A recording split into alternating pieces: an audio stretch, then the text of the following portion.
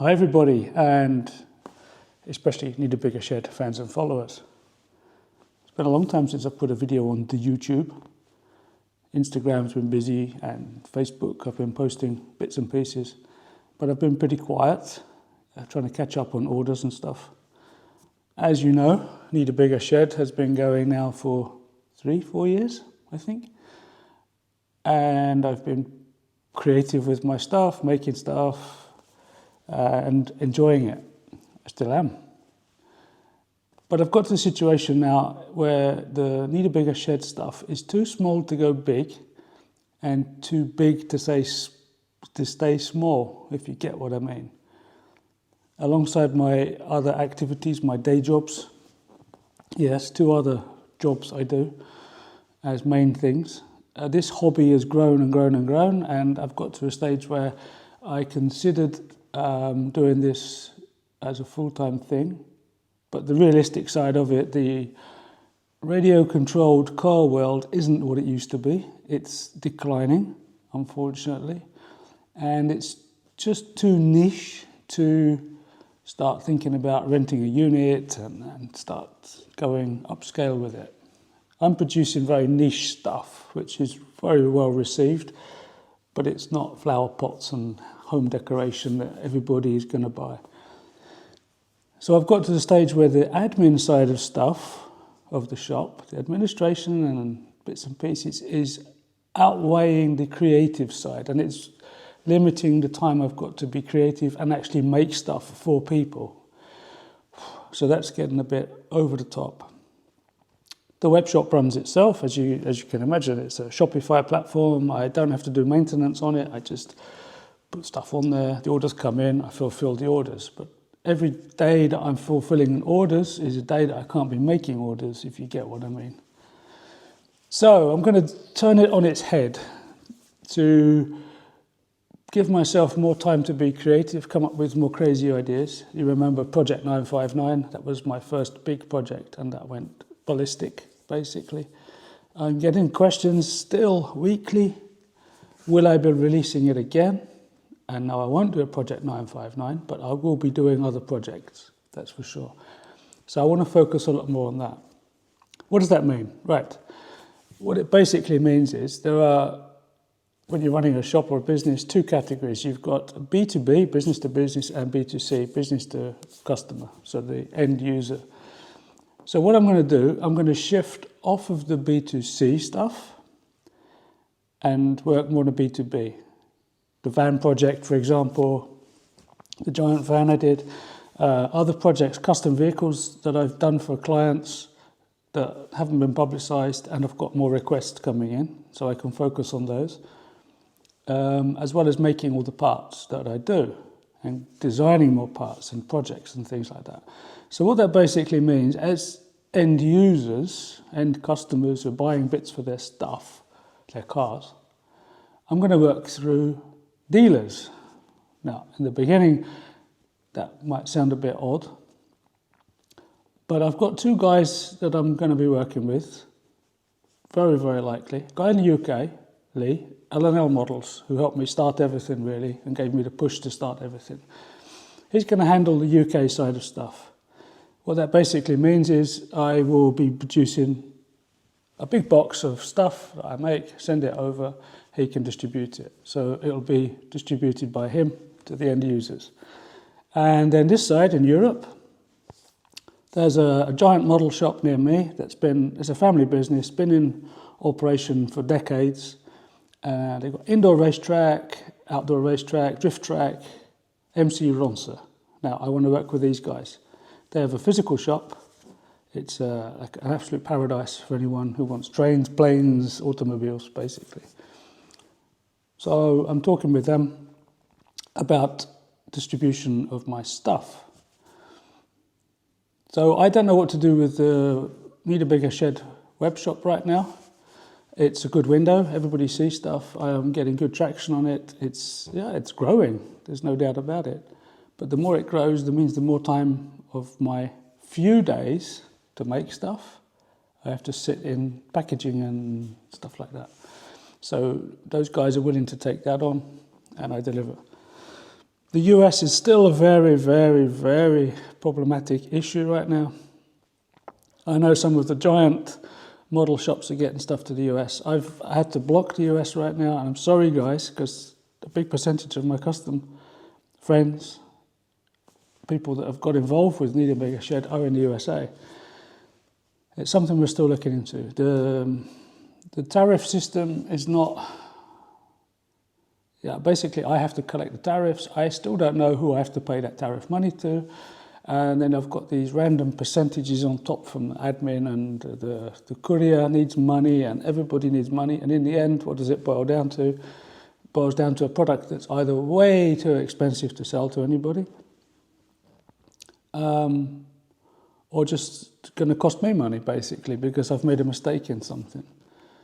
For example, a simple drive shaft that costs €9. You've got to add on, I don't know, 15% for the tariff, plus 2% here, plus 1% there, plus 3% here, plus postage. You're looking at, I don't know, $25, $30 just to get a piece of aluminium, which is just outrageous, really. And also, being as small as I am with the shed, I don't have any weight with the courier companies. I can't just go to them and say, let's do a deal, guys. Some weeks I'm shifting 5 boxes, some weeks I'm shifting 20 boxes. I have no power on discussing postal prices, where these other guys, they already have contracts with postal services, minimum order quantities of boxes and stuff like that. So they're much more efficient in getting stuff out. So that's where I've got to go. I've got to go. That means, I did actually think of completely shutting the shed and just continuing as a hobby, as it used to be. But I don't want to do that. I want to be creative. I want to share the stuff that I make. What's on the board, on the drawing board anyway? Well, you've seen, and it's ongoing, the Delta kit. So the Night Customs Delta kit. So these are not TPU, but I've got a super flexible TPU, which they're all printed, and the rear skid plate and exhaust is going on there. So, and the wheel covers resin printed, and I've made some simple lenses to go in there.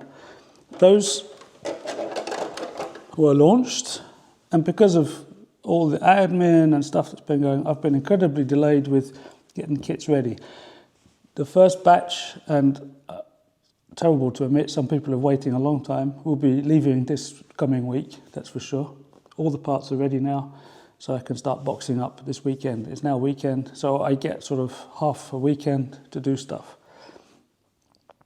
Working with Night Customs is a pleasure. I can take his kits, James's parts kits, and he fully endorses me adding stuff and tweaking stuff and making them just a tickle bit higher. I need a bigger shed, Night Customs stuff. And some of the stuff is with Ampro Engineering as well, which he's tied up with. And this is one of the projects that's ongoing. I just have not had time to continue with it, and I've teased with it. And this is the full off-road kit for the SRB. Now, I have no idea how popular this is going to be. This is quite a complicated model to build. It requires some modification of the ABS shell, which most people are up to. But for the car itself, it's a substantial rebuild. Basically, you're just using the rear gearbox, the front suspension of the car. And that's exactly how these cars were built, really. They just used a chassis pan, and that was it. And then everything else was custom. Still is. They're still racing these cars. Originally, all these parts were available through an online printing service, printed in nylon. PA12 on HP machines, jet fusion machines. I'm using FDM and resin, of course, and FDM has come a long way. So that cage is printed in FDM and painted blue. You wouldn't believe it. Dashboard is resin printed combined with FDM. Motor housing is resin printed. Now, I'm not just going to leave it at that. There's bits and pieces I still need to do to it. I make the skid plate in alloy instead of the 3D printed one, because I've got a CNC and I can machine high-grade alloy, so that adds a level to it. The wheel covers, this side I've got, on the front one I've got an ABS printed one, on an FAV wheel because that's all I had. And this side are the resin printed ones painted on the original Rough Rider tyres. Now the chassis, I've printed this in ABS. It's good, it's good. But I'm looking to get that part printed on the HP Multijet in PA12, full strength. Are these cars going to be used? I don't know. But I want to offer that as a solid, a really tough nylon part. I'm going to do some stress testing on this ABS, FDM printed. It might be up to the job. I've got other technical materials that might be up to the job. And of course with my one I put some tartan on the seats, and that's actually a Mitchell tartan, which is my name, and we have a tartan here, just as an example. Now, I'm going to say this is an ongoing project, and my aim is to do a complete car kit. Do you remember I did the Project 959? Box and all. Car, kit, everything. I did 100 of those. These are going to be a notch above. They're using the SRB sand scorcher kit. I've talked to Tamia, my importer, and there's no objection to that. These are going to be next level. They're going to be expensive, and I'm probably only going to make 50 of them. I don't know yet. It's going to be up to people, level of interest, and whether they're going to invest in a project like this. New box art, new box, you know, proper next level, Night Customs and Pro, Needabiggershed. Ultimate in SRB, sand scorcher, fan, kicks. It's up to you guys. So by shifting off the B2C stuff, I can concentrate on these giant projects that I want to focus on and getting all the parts made. I've got my printers, I can run all the parts, deliver them to the dealers can distribute them. Another thing that's coming, so you remember this was the collab between myself and James from Night Customs. The very, very popular cockpit for the 956, which does fit the C11 and the Mazda with some chopping around. Demand has been tailing off because the kits were very, very limited. And they're not coming back anytime soon. But that's still a very popular kit. I know James sells the files so people can print at home, but mine are unique because I have clear visors and the sticker set in there. But that, I did a test print of something else, with something else that's coming. Look. Look at the size of that. Okay, I've not painted it up, but it's basically a 1/6 scale 956 cockpit. Because in Nuremberg, Rolalo, I think that's how you pronounce it, announced a 1/6 scale speed racer Porsche 962, which is a huge 1/6 scale. I printed it as soon as I heard, just to gauge how big this thing is going to be. Now, we don't know any more details yet of it. They say it's going to be up to quad motor, capable of 400 kilometers an hour, which is just mind-bending. But I think it could be a popular kit for people who want the ultimate in scale realism, because they've hinted at the body shell with some nice details on it. I haven't had contact with them to get one, to go further than I did with this, the Tamiya 1/10 scale. But there's potential there. So this is on the burner. But that's so you've had a peek of what's going on, what could be coming for that. So that's another project I've got in the pipeline. It won't be a massive project because I think it's going to be an expensive kit. But anyway, that's where we are. I want to apologise to everybody who's still waiting for stuff. The order pile is there and I'm working through them as quickly as I can and getting them out. So this shift is going to happen. It has to happen. Otherwise, I'm just going to be overloaded with admin and it's going to be more than the creativity and making side. I want to keep my printers running. They can run all day and all night while I'm at work. and then I can tune and package the stuff how I want, get it out to the dealers, and then they can get it out to you guys more efficiently. That's where I am, I need a bigger shed. I'm in Belgium, and we're in a tiny country. If I just limit my sales to Belgium, it's nothing. I've got to go worldwide, and I shipped now to 23 different countries, I think. I hope that we can get to the US properly again soon, because the US is huge, as you know, and a lot of my sales and contacts are in the US. So that's where we are. I want to thank everybody for all the encouragement you've been giving me so far over the years. It's not stopping.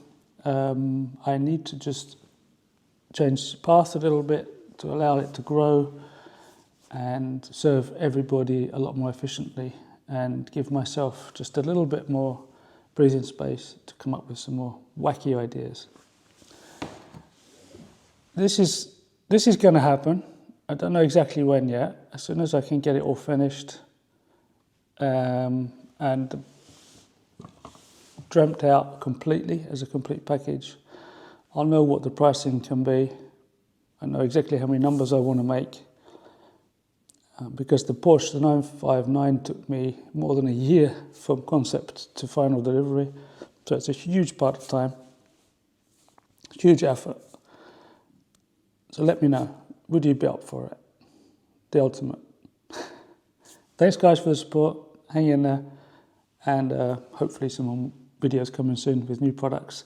And as soon as I get everything finalized for the dealer setup, I'll put out a video as well, and maybe even an interview with the guys. And then I've got to figure out how the web shop all works. So until then, thanks guys. Bye-bye.